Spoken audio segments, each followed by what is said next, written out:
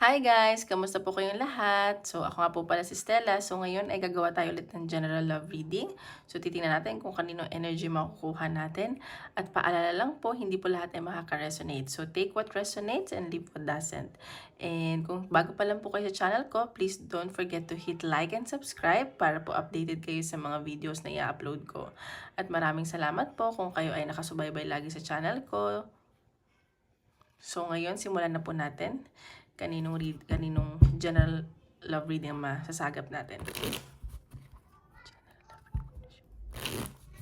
General love reading.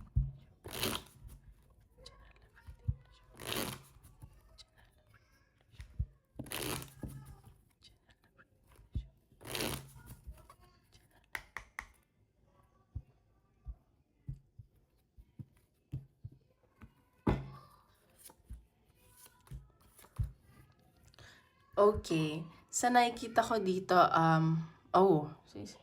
kayo ng person mo, like, parang ikaw or siya, kung babae ka man lalaki, nagmamatigas. Alam mo yun? Like, siguro may hindi kayo pagkakasundo dahil tungkol sa pera or sa business, ganyan.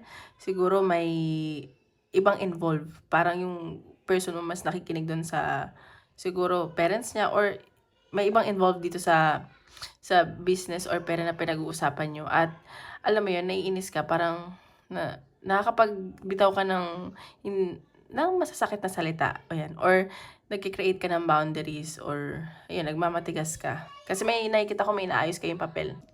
So ayun guys, tingnan pa natin. Sorry, may mga bata kasi dito sa bahay. Tingnan pa natin sa general love reading. O, isa pa.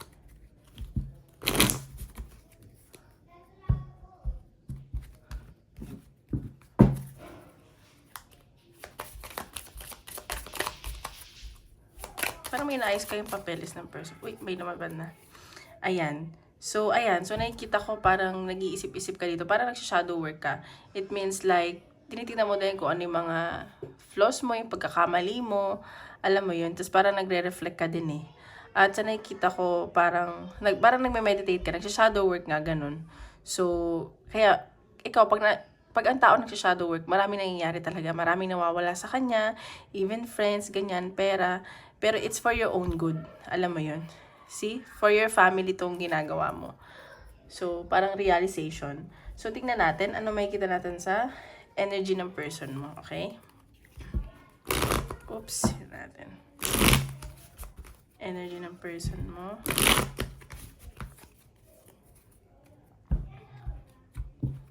Tingnan natin. Energy ng person mo. Energy ng person.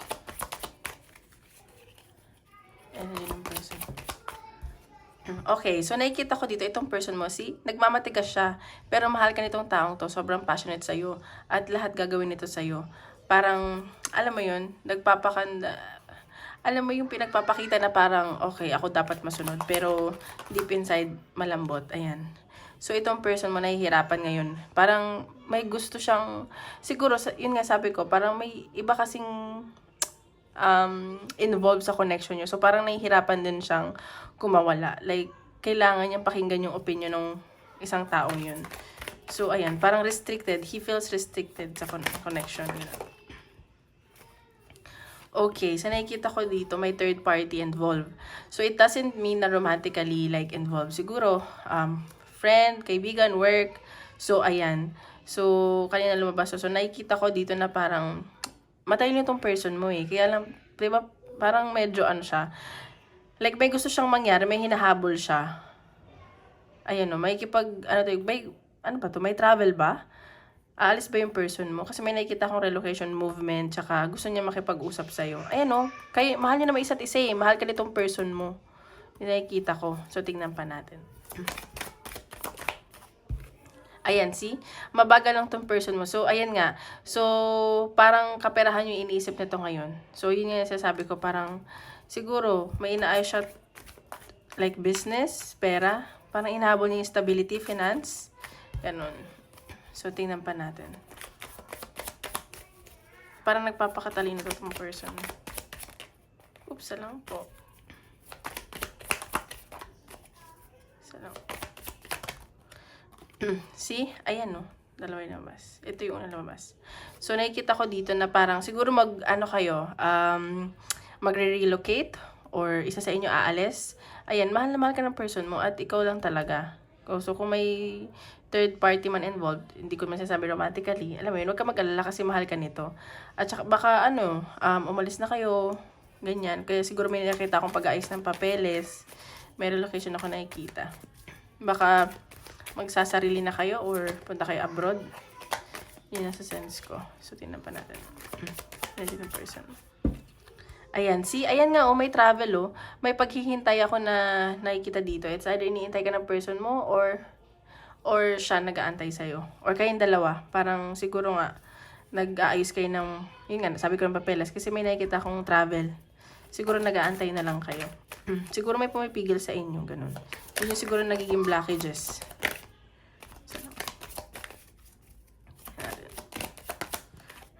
Ayan. So, itong person mo nagdadalawang isip. Siguro may kailangan siyang gawing choice sa connection nyo.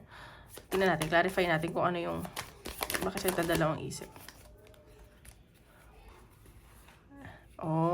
Okay. So, parang, ang sa kanya kasi, parang gusto na niya mangyari agad. Pero nga, nabablock nga. Kasi nga, hindi ko alam. Basta may nagpipigil dito na isang tao involved sa connection nyo or tungkol sa pera, ganyan. So, baka nagdadalawang isip siya. Pero gusto na niya itong umalis eh. Yun ang sa sense ko. Ayan. So, tingnan pa natin sa energy mo naman. Kasi may nakita akong papers na pag-aayos. Okay. Tingnan pa natin.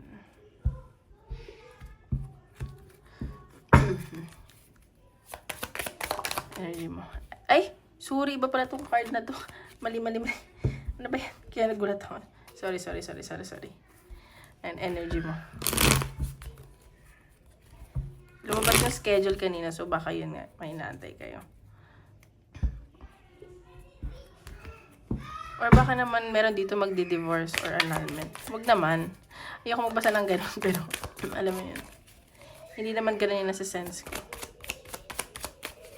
Stick natin. Energy mo. Ayan. So, ikaw, may pinag-aaralan ka dito. So, yun nga. Sabi ko nga, merong papeles kayong aayusin. Ayan, meron ka ditong pinag-aaralan. So, papeles to eh. At nakikita ko, or baka magsasign kayo ulit ng kontrata together. Ayan, baka magkasama kayo sa work. Basta may offer din na paparating sa'yo. And, ayan. May pinag-aaralan ka. Baka business niya ng person mo. Isa lang po.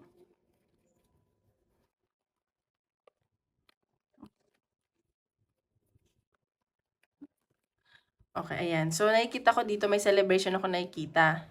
Nakikita ko naman na magsa-celebrate ka ng person mo. So, baka ngayon, nagkakaproblema lang kayo about money, pero nakikita ko maayos nyo to. And siguro ikaw, nagpapakabisi ka, kasama yung mga friends mo, para ayaw mo maisip yung stress. Alam mo yun. Like, you're giving yourself, like, nag-unwind ka, ganyan. See, ayan, no?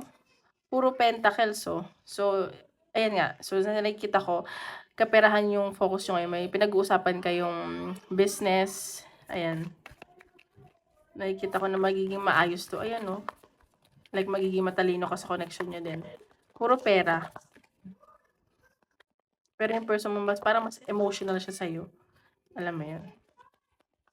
Siguro yung stability nyo. Ayan. So, ayan, may nakikita ako dito na baka namimiss ka ng person mo. Baka magkita kayo. Ayan. May offer siya sa'yo. And nakikita ko na magugustuhan mo to yung offer niya. Baka mag-date. Alam mo yun. Like, sorry sa mga, mag-sorry sa'yo sa mga, dahil naging busy siya, ganyan. Oops, wait lang. Oops. Okay. 8 of Swords. Oh my God, parehas kayo na energy ng person mo. Parang nahihirapan kayo sa nangyayari sa inyo ngayon. Parang you guys feel restricted, hindi nyo alam kung ano gagawin. Kaya siguro may pinag-aaralan kayo ditong papeles. Ayan natin. Ayan. Page of Wands. So, nakikita ko naman, magiging maganda naman yung outcome nitong, kung ano man itong inaayos nyo. At matutuwa ka. Kasi parang starting pa lang eh. And mag-bloom naman daw to. Baka nga yung business nyo to. Ayan. So, ayan. So, ayan ang ganda nakikita ko dahil para sa pamilya niyo 'to, eh.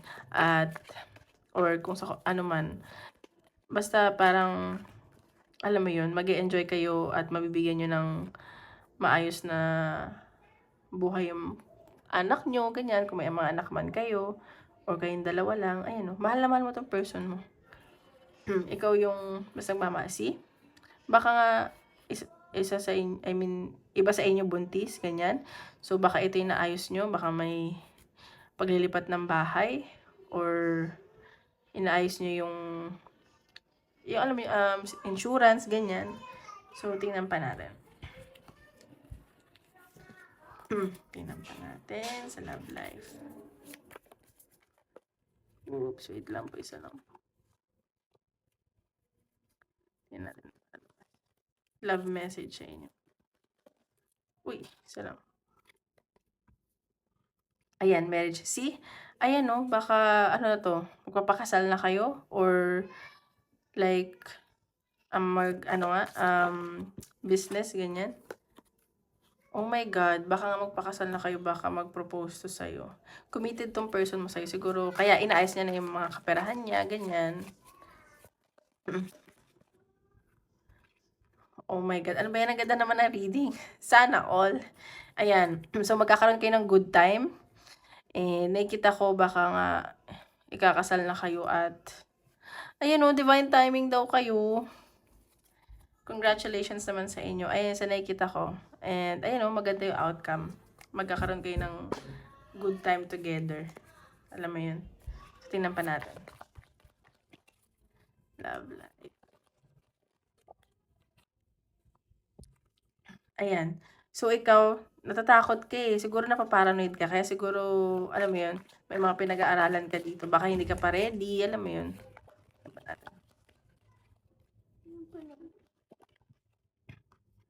Ayan. So, ayan. So, bakit ka natatakot? Ayan parang ayaw mo siguro na matulad sa iba na baka pag kinasal ay, ano mo yun, mag-suffer. Ayan. O see? Dahil nga, hindi naman sa parang may nakita ko dito na hindi naman kasi siya specifically third party. Pero nakikita ko may isa talagang tao na parang nangingialam sa connection nyo. Alam mo yun. And hindi mo alam na like parang yun yung sumisira. See, nai-stress ka dito. Pero wag ka mag-alala. Kayo pa rin ang person mo sa huli, okay? Ayun lang. So, tingnan naman natin sa career. Career.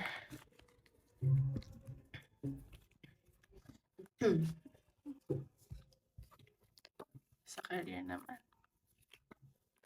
General career reading.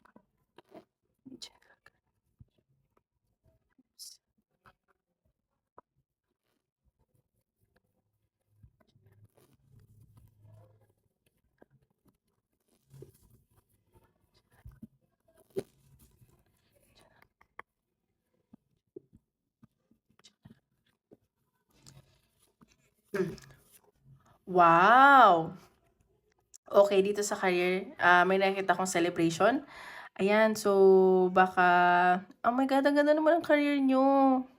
Ayan, so nakikita ko na maganda ang daloy ng kaperahan mo. May nakita kong celebration siguro kung naghahanap ka ng trabaho, matatanggap ka na.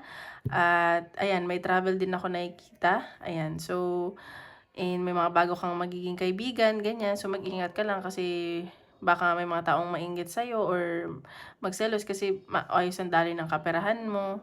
Ayan, so ayan, baka naman may nakikita din akong promotion. Ayan. So, ang ganda naman. Ayan, so celebration. Parang ang tagal mong inintay ito.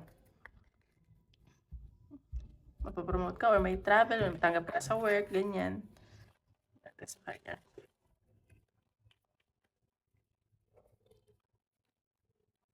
Okay. So, ayan. So, healing. So, sa nakikita ko dito, oh my God, ayan you will have fun daw dito. And may mga challenge, pero you're up to the challenge. Magiging masaya ka naman daw dito. Magkakaroon ka bagong kaibigan or sa bagong mong posisyon, magugustuhan mo kahit na, alam mo yun, kahit na mahirap, magiging masaya ka. At ito yung dapat mangyari para mag-heal ka. At sa nakikita ko, magiging maayos ka naman. So, nandun ka na sa healing stage. Nakikita ko na magbo-bloom ka doon. Oh, ayun. So, tingnan pa natin sa career. Oops.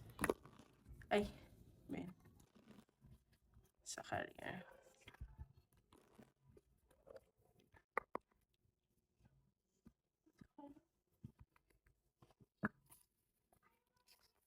Sa career. Oops.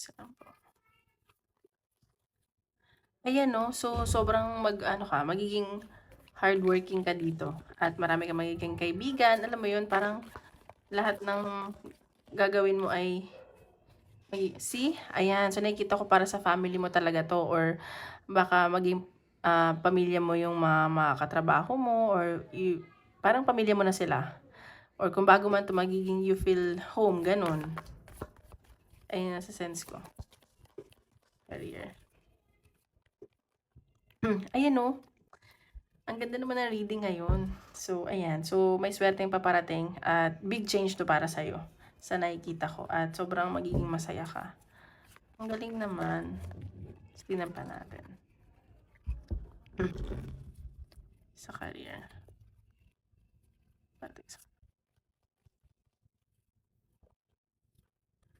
See? Daydream. So, baka sa cruise ship to, baka hindi ka na makapaghintay, excited ka na. Ayan, so nagiging positive ka. Alam mo yun? Naiisip-isip mo na to. Or baka may kayo, team building, ganun. Ayan. Baka matagal mo na tong pinangarap. Yun yung nakikita ko din naman. See, ayan. So, talagang gustong-gusto mo tong bagay na to at mapapasayo na daw. At talagang nilaan to ni Universe at ni Lord para sa'yo. Ang saya naman. Congratulations in advance. See? Oh my God. And it's really a good blessing sa'yo at you will feel fulfilled sa bago mong tatahakin. Ayan. So, sobrang ganda na nakikita ko sa career mo. And I'm so excited for you kung ano man to. Marami pang blessing na paparating sa'yo. Baka dyan sa work mo, dyan ka mag-grow. At dyan ka talaga ma-appreciate ng mga tao. So, tingnan natin anong question mo. Ano sagot ni Universe?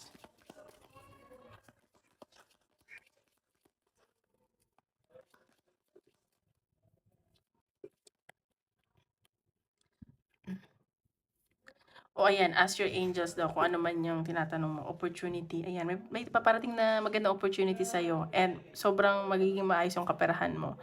So, ayan, congratulations in advance. Yun lang po. Maraming salamat.